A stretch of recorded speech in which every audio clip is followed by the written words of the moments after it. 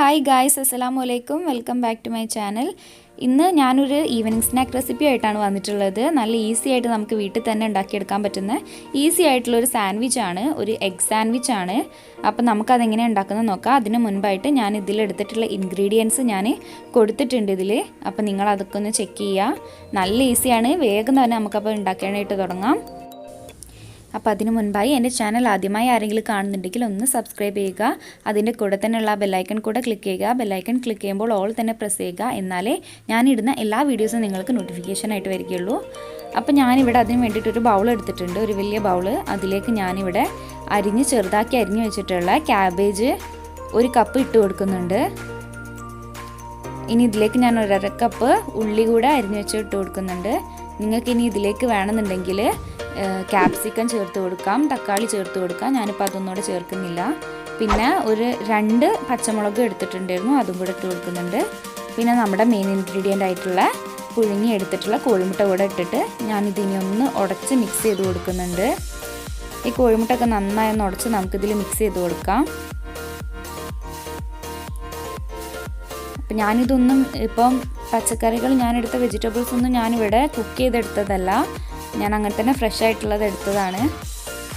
നിങ്ങൾക്കിത് വേണമെങ്കിൽ കുക്ക് ചെയ്തിട്ട് ചെയ്യാം, പക്ഷേ പച്ചയ്ക്ക് ഉള്ള ആ ഒരു ടേസ്റ്റ് വേറെ തന്നെയാണ്. അപ്പോൾ എനിക്കിതാണ് കുറച്ചും കൂടെ ടേസ്റ്റി ആയിട്ട് തോന്നിയിട്ടുള്ളത്.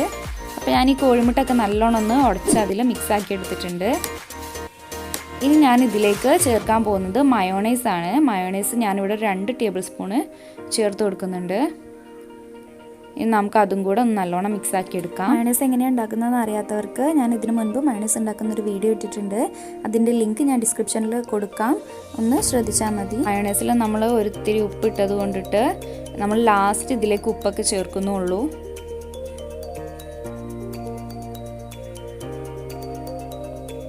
അപ്പം ഞാനിതാ അതൊന്ന് നല്ലോണം മിക്സാക്കി കൊടുക്കുന്നുണ്ട്.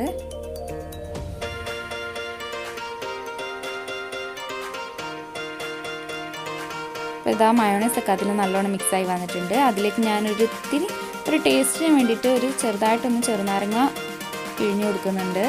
ആ ഒരു പുളിപ്പ്, നേരിയൊരു പുളിപ്പ് ടേസ്റ്റ് കിട്ടാനാണ്. ഇനി അതിലേക്ക് ഞാൻ ചേർത്ത് കൊടുക്കുന്നത് 1/2 ടീസ്പൂൺ കുരുമുളക് പൊടി. നിങ്ങളുടെ ഇഷ്ടത്തിന് നിങ്ങൾക്ക് കുരുമുളക് പൊടി എടുക്കാം. നിങ്ങൾക്ക് എരിവ് കൂടുതലാണ് ഇഷ്ടമെന്നുണ്ടെങ്കിൽ നിങ്ങൾക്ക് കുറച്ചും കൂടെ കൂടുതൽ എടുക്കാം. ഞാനിവിടെ ഇപ്പോൾ വെള്ള കുരുമുളക് പൊടിയാണ് എടുത്തിട്ടുള്ളത്.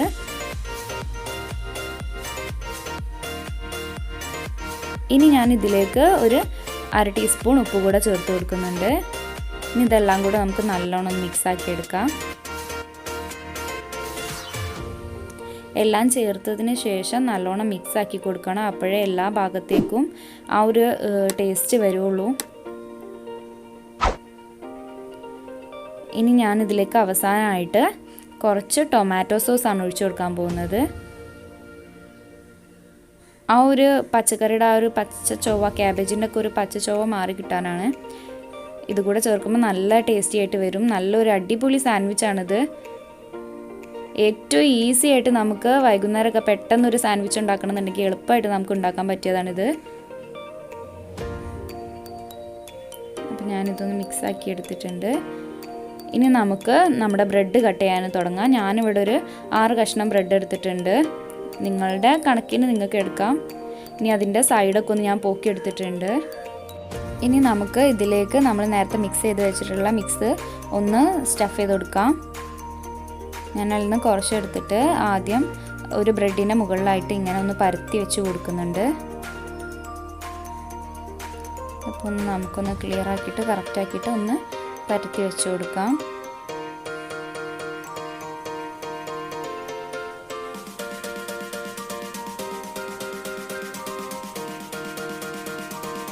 ഈ സമയത്ത് നിങ്ങൾക്ക് വേണമെങ്കിൽ ഇതിലേക്ക് ഒരു ചീസ് വേണമെങ്കിൽ വെച്ച് കൊടുക്കാം. എൻ്റെ അടുത്ത് ഇപ്പോൾ ചീസ് ഇല്ല, അല്ലാന്നുണ്ടെങ്കിൽ ഞാൻ വെച്ച് കൊടുത്തേനെ.